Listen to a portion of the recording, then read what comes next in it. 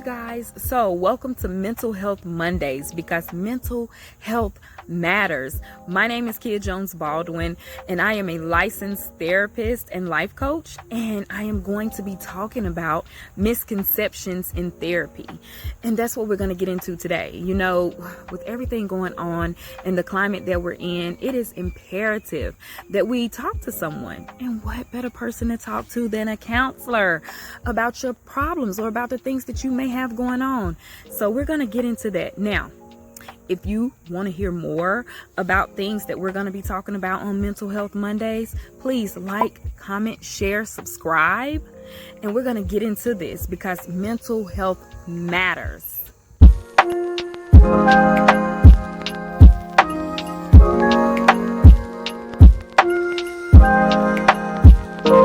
Okay, so the first misconception is if I go to therapy, people will think that I'm crazy.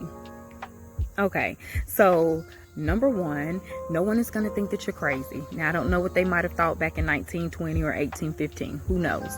No one is going to think that you're crazy for going to therapy. Now, if you don't go to therapy and you need assistance with healing, or, you know, some traumatic event happened and you're trying to process those things, then that might be a little bit crazy if you don't go to therapy.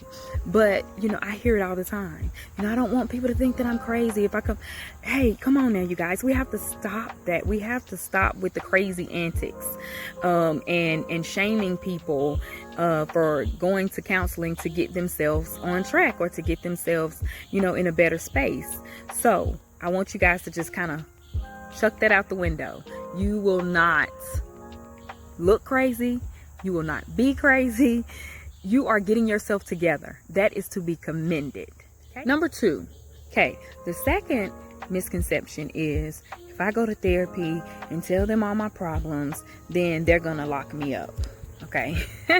So I've gotten this several times. People think that we're automatically going to put them in a hospital for disclosing that they've been suicidal, or, you know, they've been having issues with parenting and so forth. Come on now. I don't know, like I said, I don't know what has led people to believe that, but that is so untrue. You know, counselors are your advocates. We are not going to automatically call in, oh, you know what, they said that they were suicidal and, you know, 3 years ago, let's lock them up. No, please stop thinking that. We are here to help. And so if you are or were feeling suicidal, then that's things that we can talk about and we can process in therapy. We are not going to beat you down and, you know, lock you up or put you in a hospital because you've had some suicidal thoughts or because you've had some bad moments in your life. Okay, so stop thinking that. That is so untrue. Okay. Number three, you know, I can just pray. I can just pray about it and then, you know, it'll be okay. Baby, listen. If, you know, that were true, which it is, if that was the only thing, God wouldn't have not given counselors the ability to do what we do if he did not think that it was going to be a needed service or was going to be effective. So in actuality, you can have religion and therapy. You can have God and a therapist at the same time. So don't let religion stop you from going to therapy. 4, I can just talk to my friends, you know, I mean, they give good advice, you know. I don't need to go to therapy to talk about what I have to talk about. Okay, come on now. We all have friends and our friends have things going on in their lives, and you don't want to overload them and burden them with the things that you have going on. So, you know, let's stop trying to depend on our friends to give us therapy. It's not fair to them, and it's really not fair to you. You need to go, you know, seek counseling for things that you may be struggling with, and, you know, let a professional help you out. Number 5, you know, I don't want to be on medication, and when I go to therapy, they're going to try to put me on medication, and no.